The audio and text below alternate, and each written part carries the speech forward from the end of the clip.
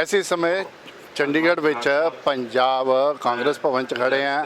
ਇੱਥੇ ਸੱਤਿਆਗ੍ਰਹਿ ਚੱਲ ਰਿਹਾ ਔਰ ਇੱਕ ਦਿਨ ਦੀ ਭੁੱਖ ਹੜਤਾਲ ਆ। ਲੋਕਤੰਤਰ ਅਤੇ ਸੰਵਿਧਾਨ ਦੀ ਰੱਖਿਆ ਲਈ ਜਿਹੜੀ ਹੈ ਇਹ ਭੁੱਖ ਹੜਤਾਲ ਕੀਤੀ ਜਾ ਰਹੀ ਆ ਔਰ ਇਹ ਰਾਜੀਵ ਗਾਂਧੀ ਪੰਚਾਇਤੀ ਰਾਜ ਸੰਗਠਨ ਵੱਲੋਂ ਇਹ ਜਿਹੜੀ ਆ ਭੁੱਖ ਹੜਤਾਲ ਕੀਤੀ ਜਾ ਰਹੀ ਆ। ਔਰ ਤੁਸੀਂ ਦੇਖੋ ਇਹ ਸਾਰੇ ਕਾਂਗਰਸੀ ਕਾਰਜਕਰਤਾ ਜਿਹੜੇ ਆ ਇੱਥੇ ਬਹੁਤ ਵੱਡੀ ਸੰਖਿਆ 'ਚ ਬੈਠੇ ਹੋਏ ਨੇ ਤੇ एक भुख हड़ताल जा रही है। एक दिन की एक भुख हड़ताल है। सवेरे 9:30 बजे जी है शुरू हुई सी तो शामी 4 बजे तक एक भुख हड़ताल चलेगी। साडे नाल चेयरमैन साहब है डॉक्टर सुनील जी, आप उन्होंने गलबात करते हैं। डॉक्टर साहब एक गल समझ नहीं आई, ये भुख हड़ताल की लोड़ क्यों पई? आराम से बैठिए, पहले आप बैठिए जी जी जी। मैं कहा भुख हड़ताल की लोड़ क्यों पई? ये हम सब के लिए है, उसमें आप भी सम्मिलित हैं, हम भी सम्मिलित हैं जी। आप देख रहे हो लगातार किस तरीके से मीडिया चैनलों के ऊपर भी इन्होंने कब्जा किया है, किस तरीके से कलम को छीनने का भी काम किया है। और आज मुख्य तौर पे आप देख भी रहे हैं कि लोकतंत्र बचाओ सत्याग्रह यानी इस देश में बाबा साहब भीमराव अंबेडकर के संविधान और बापू की उसमें सम्मिलित सर्वोदय की सोच दोनों के ऊपर अंकुश लगाने की तैयारियाँ वो शाह और तानाशाह सरकार इस देश के अंदर कर चुकी है। इलेक्शन कमीशन ऑफ इंडिया को अपनी जेब के अंदर डाल रखा है, जो कि इनकी फ्रंटल ऑर्गेनाइजेशन के तौर पे खेल रही है। आपने देखा कि हम सब के नेता आदरणीय राहुल गांधी जी ने देश के तमाम नागरिकों के सामने मीडिया के मार्फत प्रेस कॉन्फ्रेंस करके समझाया कि ये लोग किस तरीके से वोट बनाने में और वोट काटने में धांधली करते हैं। जहाँ पे भी चुनाव आता है हड़बड़ी के अंदर SIR करके करोड़ों लोगों को वोट के अधिकार से वंचित कर दिया जाता है। और अब इससे आगे बढ़कर मध्य प्रदेश के अंदर कांग्रेस की राज्यसभा प्रत्याशी सुश्री मीनाक्षी नटराजन जी, उनका पर्चा बगैर किसी FIR के, बिना उनके सजा याफ्ता हुए, बगैर कोर्ट के किसी नोटिस का संज्ञान लिए, RO जिसको अधिकार भी नहीं है कि उनका नॉमिनेशन रद्द करे, इलेक्शन कमीशन ऑफ इंडिया के RO के द्वारा रद्द कर दिया जाता है। और जब हमारी senior leadership election commission of India से जवाब मांगती है तो आज तक उसका जवाब नहीं दिया जाता। सुप्रीम कोर्ट ऑफ इंडिया संज्ञान लेने से मना कर देता है।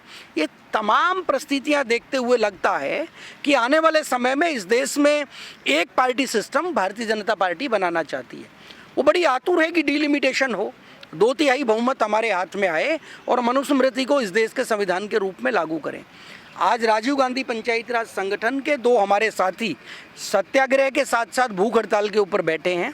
यहाँ सूबे के हमारे चेयरमैन जसप्रीत भाई और नागपाल जी दोनों ने 5 बजे तक की हंगर स्ट्राइक भी रखी है। बाकी सत्याग्रह साथी पूर्ण निष्ठा के साथ हम देश के महामहिम राष्ट्रपति के सामने ये निवेदन और पूर्ण आग्रह करते हैं कि आप सत्य के पक्ष में खड़े होइए।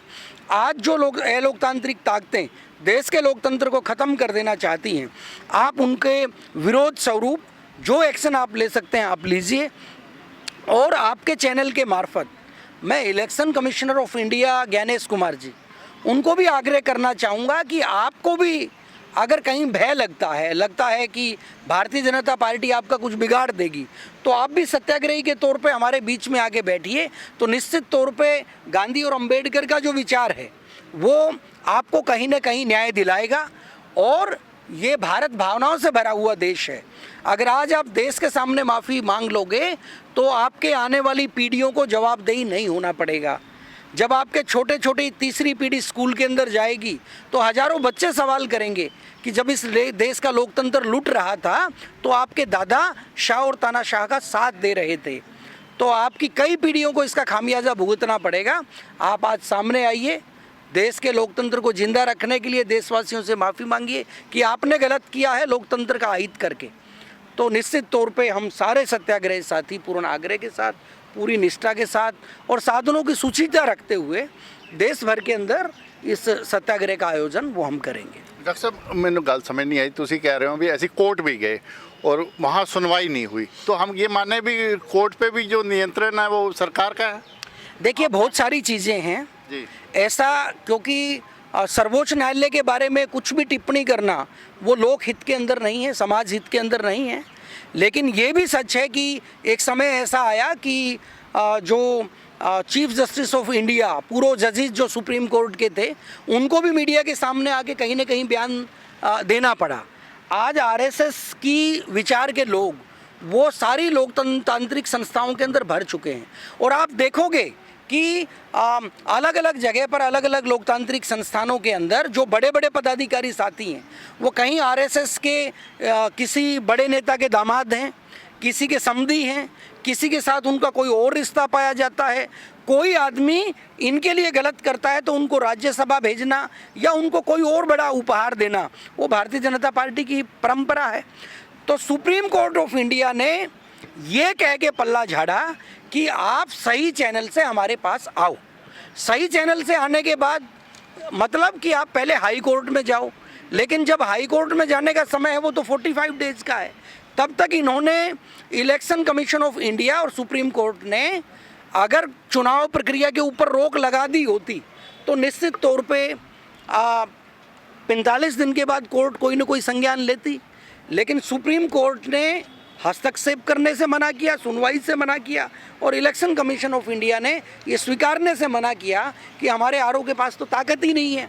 झारखंड के अंदर जो एक बड़े घराने का राज्यसभा का उम्मीदवार भारतीय जनता पार्टी ने दिया था, जबकि पूरे विधायक की स्ट्रेंथ भी उनके पास नहीं थी, तो उसके नॉमिनेशन के अंदर भी दिक्कत आई, लेकिन उसको सुधारने का समय दिया। मीनाक्षी जी के फॉर्म में जबकि कोई कमी नहीं थी, तो उनको कोई समय अपनी बात रखने तक का नहीं दिया गया। तो आज ये सारी जो प्रक्रियाएं हैं वो बहुत बड़ा प्रश्न खड़ा करती हैं इलेक्शन कमीशन ऑफ इंडिया की कार्यशैली के ऊपर और भारतीय जनता पार्टी के उस कानून बनाने की प्रक्रिया के ऊपर, जिस कानून बनाने में इलेक्शन कमिश्नर की नियुक्ति के लिए चीफ जस्टिस ऑफ इंडिया की वोट को बाहर करना, फिर इनको किसी भी सज़ा के प्रावधान से बाहर करना। तो ये बहुत बड़ा प्रश्न वो भारतीय जनता पार्टी के सामने खड़ा करती हैं कि आप इस देश के लोकतंत्र के हित में नहीं हो। भूख हड़ताल सिर्फ ये चंडीगढ़ में हो जा रही है या पूरे देश में इस तरह के जो है भूख हड़ताल के कार्यक्रम रखा गया है? देखिए, भूख हड़ताल स्वैच्छिक है, वो हमारी इस सत्याग्रह का पूर्ण रूप से पूर्णकालीन हिस्सा नहीं है। हम लोग अलग अलग राज्य के अंदर जाके एक दिन के सत्याग्रह के ऊपर बैठ रहे हैं और हम इस देश के महामहिम राष्ट्रपति जी से पूर्ण निष्ठा के साथ सत्य के पक्ष अपने तंत्रों की शुद्धि के लिए और हम अपने आत्मिक शुद्धि के लिए रख के यहाँ पे बैठे हैं। निश्चित तौर पे गांधी जी का एक यंत्र जो सत्याग्रह के रूप में इस देश को ही नहीं अपितु पूरी दुनिया को मिला था, उसका सहारा लेके हम बाबा साहब भीमराव अंबेडकर के संविधान को बचाना चाहते हैं। मैं आप कह रहे हो इसका मैसेज जाएगा? अगर आपका मीडिया दिखाएगा तो देश भर में जाएगा, अगर मीडिया नहीं दिखाएगा, आपके ऊपर अंकुश लगेगा, तो भी ये मैसेज हम कम से कम कांग्रेस जन जो सत्याग्रही हैं वो यहाँ से एक संकल्प लेके जाएंगे कि ये बापू का चरखा वो गांव-गांव के अंदर चलेगा, वो हर ज़िले में हर ब्लॉक के अंदर चलेगा और हम सीधे तौर पर जाकर इस देश के नागरिकों को हो क्या रहा है, लोकतंत्र किस तरीके से खतरे में है, ये बताने का काम करेंगे। Thank you. ये थे डॉक्टर साहब का कहना है कि सत्याग्रह ਜਿਹੜਾ ਹੈ ਉਹ ਸ਼ੁਰੂ ਹੋ ਚੁੱਕਿਆ ਔਰ ਇਹਨੂੰ ਗਾਂव-ਗਾਂव ਤੱਕ ਲਿਜਾਇਆ ਜਾਏਗਾ ਤਾਂ ਕਿ ਲੋਕਾਂ ਦੇ ਵਿੱਚ ਇੱਕ ਮੈਸੇਜ ਜ਼ਰੂਰ ਜਾਵੇ ਕਿ ਇਸ ਸਮੇਂ ਲੋਕਤੰਤਰ ਜਿਹੜਾ ਹੈ ਉਹ ਖਤਰੇ 'ਚ ਹੈ। ਮੈਂ ਦਿਨੇਸ਼ ਗੋਇਲ, ਕੈਮਰਾਮੈਨ ਆਨੰਦ ਦੇ ਨਾਲ ਦੰਗਸਵਾਰ ਟੀਵੀ ਲਈ ਚੰਡੀਗੜ੍ਹ 'ਚ।